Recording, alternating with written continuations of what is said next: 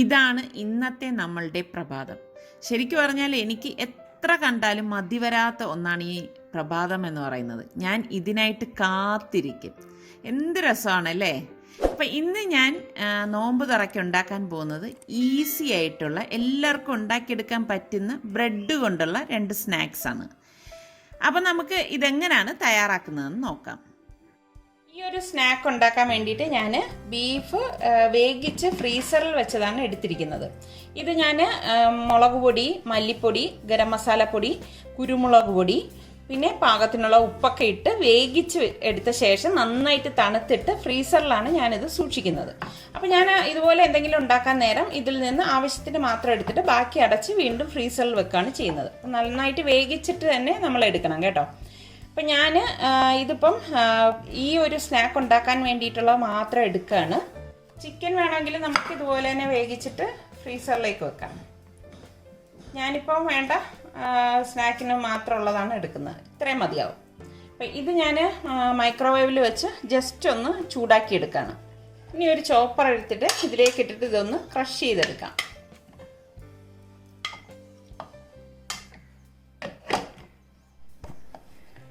ഇതുപോലെ വേണം നമ്മളിത് ക്രഷ് ചെയ്തെടുക്കാനുള്ളത്. പിന്നെ നമുക്ക് വേണ്ടത് സവാളയാണ്. ഞാനിവിടെ 2 മീഡിയം സൈസ് സവാള ഇതുപോലെ ചോപ്പ് ചെയ്തെടുത്ത് വെച്ചിട്ടുണ്ട്. അപ്പം നമുക്കിനി ഇതെങ്ങനെയാണ് തയ്യാറാക്കുന്നതെന്ന് നോക്കാം. ഒരു പാൻ അടുപ്പത്ത് വെച്ച് ചൂടാകുമ്പോഴേക്ക് ഇതിലേക്ക് 2 ടേബിൾ സ്പൂൺ ഓയിൽ ഒഴിച്ചു കൊടുക്കാം. ഇതിലേക്കിനി 1 ടീസ്പൂൺ ജിഞ്ചർ ഗാർലിക് പേസ്റ്റും നമ്മൾ ഈ ചോപ്പ് ചെയ്ത് വെച്ചിരിക്കുന്ന സവാളയും കൂടി ഇട്ട് വഴറ്റി കൊടുക്കാം.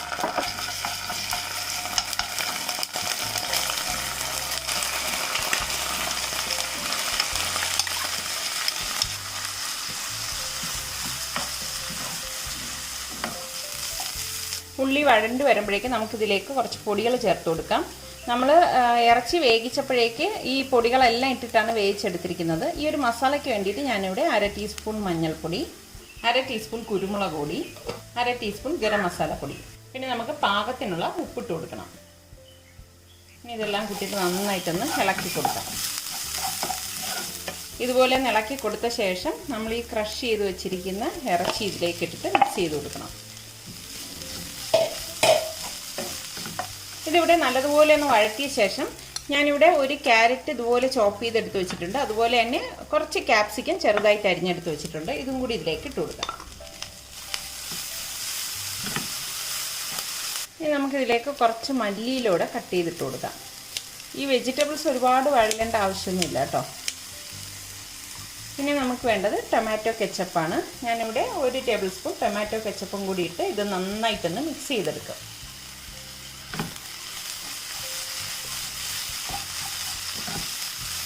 ഞാൻ ഗ്യാസ് ഓഫ് ചെയ്ത് കൊടുക്കുകയാണ്. അപ്പം നമ്മളുടെ ഫില്ലിങ് ഇവിടെ റെഡിയാണ്. അപ്പം ഞാനിത് തണുക്കാൻ വേണ്ടി ഒരു പ്ലേറ്റിലേക്ക് മാറ്റുവാണ്. പിന്നെ നമുക്കിത് ഉണ്ടാക്കാൻ വേണ്ടിയിട്ട് ബ്രെഡ് വേണം. ഞാനിവിടെ സാൻഡ്വിച്ച് ബ്രെഡാണ് എടുത്തിരിക്കുന്നത്.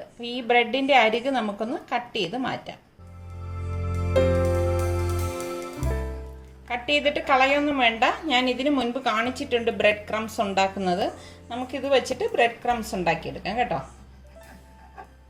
അപ്പം നമ്മളുടെ ഫില്ലിങ് ഇവിടെ തണുത്തിട്ടുണ്ട്. നമുക്ക് ആദ്യം തന്നെ ഒരു ബ്രെഡ് എടുക്കണം. എന്നിട്ട് ഇതിലേക്ക് ഈ ഫില്ലിങ് വെച്ച് കൊടുക്കാം. ഇങ്ങനെ തന്നെ ചെയ്യണം എന്നൊന്നും യാതൊരു നിർബന്ധമില്ല. നിങ്ങൾക്ക് ഇഷ്ടമുള്ള ഫില്ലിങ് വെച്ച് കൊടുക്കാം കേട്ടോ. ഇനി നമുക്ക് മറ്റൊരു ബ്രെഡ് കൊണ്ട് ഇതൊന്ന് കവർ ചെയ്യണം. പതുക്കെ ഒന്ന് അമർത്തി കൊടുക്കാം. അമർത്തി കൊടുത്ത ശേഷം ഞാനിത് 4ആയിട്ട് കട്ട് ചെയ്യണം. അതായത് സെൻറ്ററിൽ നിന്ന് ഇങ്ങനെ കട്ട് ചെയ്യും, പിന്നെ തിരിച്ചും കട്ട് ചെയ്യും. അതുകൊണ്ടാണ് ഞാനിവിടെ സാൻഡ്വിച്ച് ബ്രെഡ് എടുത്തിരിക്കുന്നത്.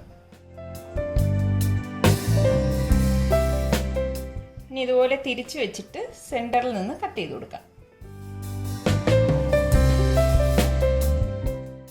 ഞാനിപ്പോൾ ഒരു ബ്രെഡിനെ 4 പീസായിട്ട് കട്ട് ചെയ്തെടുത്തിട്ടുണ്ട്. അപ്പോൾ നമുക്കിനി ഇരിക്കുന്ന ബ്രെഡെല്ലാം ഇതുപോലെ ഫില്ലിങ് വെച്ചിട്ട് നമുക്ക് എത്രയാണോ പീസ് വേണ്ടത് അതിനനുസരിച്ച് കട്ട് ചെയ്തെടുക്കാം. ഇതിൻ്റെ കോട്ടിങ്ങിന് വേണ്ടിയിട്ട് ഞാനിവിടെ 1 കപ്പ് കടലമാവ് എടുത്തിട്ടുണ്ട്. അത് ഈ ബൗളിലേക്ക് ഇട്ട് കൊടുക്കാം. ഇതിലേക്കിനി 1/2 ടീസ്പൂൺ മഞ്ഞൾപ്പൊടിയും 1/2 ടീസ്പൂൺ ഗരം മസാല പൊടിയും 1/2 ടീസ്പൂൺ കാശ്മീരി ചില്ലി പൗഡറും 1/2 ടീസ്പൂൺ ചെറിയ ജീരകവും, അതായത് ക്യുമിൻ സീഡ്, 1 നുള്ള് സോഡാപ്പൊടിയും പാകത്തിനുള്ള ഉപ്പ് ഇട്ടതൊന്ന് മിക്സ് ചെയ്ത് കൊടുക്കാം. ഇതുപോലെ ഒന്ന് മിക്സ് ചെയ്ത് കൊടുത്ത ശേഷം നമുക്ക് വെള്ളം കുറേശ്ശെ ഇതിലേക്ക് ഒഴിച്ച് ഒരു തിക്ക് ബാറ്ററായിട്ട് ഇതൊന്ന് കലക്കിയെടുക്കണം. അപ്പം ഇത്രയും മതിയാകും. ഇനി നമുക്ക് ഇത് ഫ്രൈ ചെയ്തെടുക്കാൻ വേണ്ടിയിട്ട് ഞാനിവിടെ ഒരു ഇരുമ്പ് ചട്ടി അടുപ്പത്തേക്ക് വെച്ചിട്ടുണ്ട്. ഇതിലേക്ക് പാകത്തിനുള്ള ഓയിൽ ഒഴിച്ചു കൊടുക്കാം. അപ്പം നമുക്ക് ഈ ബാറ്റർ നന്നായിട്ട് ഒന്നുകൂടി ഒന്ന് മിക്സ് ചെയ്തെടുക്കണം. ഈ ഇറച്ചി ഫില്ല് ചെയ്ത് വെച്ചിരിക്കുന്ന ഈ ബ്രെഡ് നമുക്ക് ഈ ബാറ്ററിലേക്ക് മുക്കിയിട്ട് ചൂടായ എണ്ണയിലേക്ക് ഇട്ടിട്ട് ഫ്രൈ ചെയ്തെടുക്കാം. സൈഡൊക്കെ നല്ലതുപോലെ ഒന്ന് കവർ ചെയ്തേക്കണം കേട്ടോ. ഇതുപോലെ എടുക്കണം.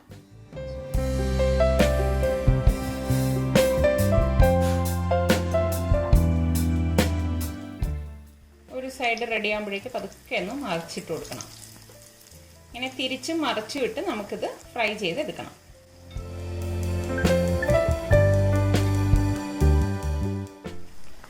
ഇത്രയും മതിയാകും. ഇതൊട്ടും എണ്ണ കുടിക്കോ ഒന്നും ചെയ്യത്തില്ല കേട്ടോ.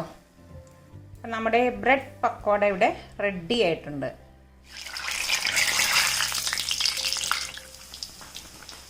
നമുക്ക് ഈ ഒരു സാൻഡ്വിച്ചിന് വേണ്ടിയിട്ട് കുറച്ച് തേങ്ങ വേണം. അപ്പോൾ ഈ തേങ്ങ ഞാൻ മിക്സിയുടെ ജാറിലേക്ക് ഇട്ട് കൊടുക്കണം. ഇനി ഇതിലേക്ക് കുറച്ച് പുതിന ഇലയും അതുപോലെ തന്നെ 2 പച്ചമുളകും, ഇനി ചെറിയ ഒരു 5 വെളുത്തുള്ളി അല്ലി എടുത്തിട്ടുണ്ട്. വളരെ ചെറുതാണ് എടുത്തിരിക്കുന്നത് കേട്ടോ. വലുതാണെങ്കിൽ 2 എണ്ണം മതിയാകും. ഇനി ഇതിലേക്ക് കുറച്ച് മല്ലിയിലയും പാകത്തിനുള്ള ഉപ്പും ഇട്ടിട്ട് ഇതൊന്ന് അരച്ചെടുക്കാം. ഇതിവിടെ ഞാൻ വെള്ളം ചേർക്കാതെ അരച്ചെടുത്തിട്ടുണ്ട്. ഇതുപോലെ അരച്ചെടുത്ത ശേഷം ഇതിലേക്ക് കുറച്ച് വെള്ളം ഒഴിച്ച് ഒന്ന് അരച്ചെടുക്കാം. 1 ടേബിൾ സ്പൂൺ വെള്ളം മതിയാകും. ഇതിവിടെ ഞാൻ അരച്ചെടുത്തിട്ടുണ്ട്. ഇനി നമുക്കിതൊരു ബൗളിലേക്ക് മാറ്റാം. പിന്നെ നമുക്കൊരു ക്യാരറ്റ് വേണം. ഒരു ഗ്രേറ്റർ എടുത്തിട്ട് ഈ ക്യാരറ്റ് ഒന്ന് ഗ്രേറ്റ് ചെയ്തെടുക്കാം. ഇപ്പോൾ ഞാനിവിടെ ക്യാരറ്റ് ഇതുപോലെ ഗ്രേറ്റ് ചെയ്ത് എടുത്തിട്ടുണ്ട്. ഇതുപോലെ ഞാനിവിടെ സാൻഡ്വിച്ച് ബ്രെഡാണ് എടുത്തിരിക്കുന്നത്. ഈ ബ്രെഡിൻ്റെ അരികെല്ലാം കട്ട് ചെയ്ത് മാറ്റാം. ഇനി നമുക്കിതൊന്ന് റോളർ പിന്നുകൊണ്ടൊന്ന് റോൾ ചെയ്തെടുക്കാം. അപ്പോൾ ഈ ബ്രെഡിൻ്റെ അരികിരുന്നാൽ നമുക്കിത് ഇതുപോലെ റോൾ ചെയ്തെടുക്കാൻ പറ്റത്തില്ല കേട്ടോ. ഇനി നമ്മൾ ഈ അരച്ച് വെച്ചിരിക്കുന്ന ചട്നി ഇതിലേക്ക് തേച്ച് കൊടുക്കാം.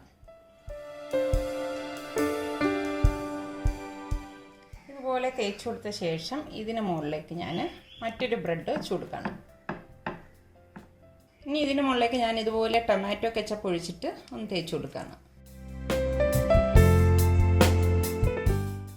നമുക്ക് ഈ ഗ്രേറ്റ് ചെയ്ത് വെച്ചിരിക്കുന്ന ക്യാരറ്റ് ഉണ്ടല്ലോ, അത് കുറേശ്ശെ ഇങ്ങനെ വെച്ച് കൊടുക്കാം. സൈഡിലാണേ വെച്ച് കൊടുക്കാനുള്ളത്. ഇതുപോലെ വെച്ച് കൊടുക്കാം. അതൊക്കെ ഒന്ന് റോൾ ചെയ്ത് കൊടുക്കാം.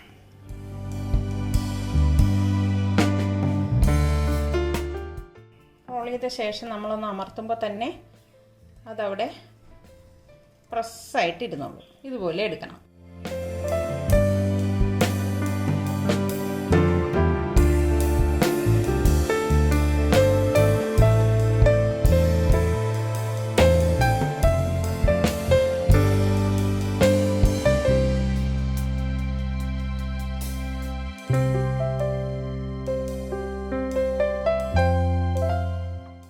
നമുക്ക് നല്ല ഒരു ജ്യൂസ് തയ്യാറാക്കാൻ വേണ്ടിയിട്ടാണ് ഞാനിവിടെ വാട്ടർമെലൺ ഇതുപോലെ ഒന്ന് കട്ട് ചെയ്തിടുന്നത്. ഇതുപോലെ കൊത്തി അരിഞ്ഞിട്ടാൽ മതി കേട്ടോ. മിക്സിയിലിട്ട് അടിക്കേണ്ട ആവശ്യമൊന്നുമില്ല. ഇനി ഇതിലേക്ക് നമുക്ക് ഐസ് ക്യൂബ്സ് ഇട്ട് കൊടുക്കാം. നല്ല തണുത്ത തണ്ണിമത്തനാണ് ഞാനിവിടെ എടുത്തിരിക്കുന്നത് കേട്ടോ. ഇനി നമുക്കിതിലേക്ക് ഫ്രഷ് പാല് തിളപ്പിച്ചിട്ട് ഞാനിവിടെ നന്നായിട്ട് തണുപ്പിച്ചെടുത്ത് വെച്ചിരിക്കുന്നതാണ്. ഈ പാൽ ഇതിലേക്ക് ഒഴിച്ചു കൊടുക്കാം.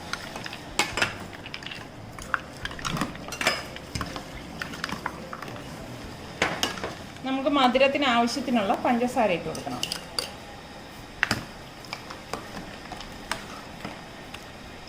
ഇത്രയേ ഉള്ളൂ. നമുക്കിനി ഇത് ഗ്ലാസ്സിലേക്ക് സെർവ് ചെയ്യാം. അങ്ങനെ നമ്മളുടെ തണ്ണിമത്തൻ ക്രഷും സിമ്പിളായിട്ടുള്ള ബ്രെഡ് പക്കോടയും ബ്രെഡ് സാൻഡ്വിച്ചും ഇവിടെ റെഡി ആയിട്ടുണ്ട്. പിന്നെ കുറച്ച് ഫ്രൂട്ട്സും ഇതുപോലെ കട്ട് ചെയ്ത് വെച്ചിട്ടുണ്ടായിരുന്നു. അപ്പോൾ ഇന്നത്തെ നോമ്പ് തുറ എന്ന് പറയുന്നത് വളരെ സിമ്പിളായിട്ടുള്ള നോമ്പ് തുറയാണ്. അപ്പോൾ ഇന്നത്തെ ഈ റെസിപ്പീസ് നിങ്ങൾക്ക് എല്ലാവർക്കും ഇഷ്ടമായെന്ന് വിശ്വസിക്കുന്നു. അതുപോലെ തന്നെ നമ്മളുടെ സലൂ കിച്ചൻ ഇനിയും സബ്സ്ക്രൈബ് ചെയ്യാതെ കാണുന്നവരുണ്ടെങ്കിൽ പ്ലീസ് നിങ്ങളൊന്ന് സബ്സ്ക്രൈബ് ചെയ്തേക്കണേ. അതുപോലെ തന്നെ നിങ്ങളുടെ ഫ്രണ്ട്സിനൊക്കെ ഇതൊന്ന് ഷെയർ ചെയ്യുകയും ചെയ്യണേ. അപ്പോൾ നമുക്കിനി അടുത്ത നല്ല റെസിപ്പിയുമായി വരുന്നത് വരെ എല്ലാവർക്കും ബൈ.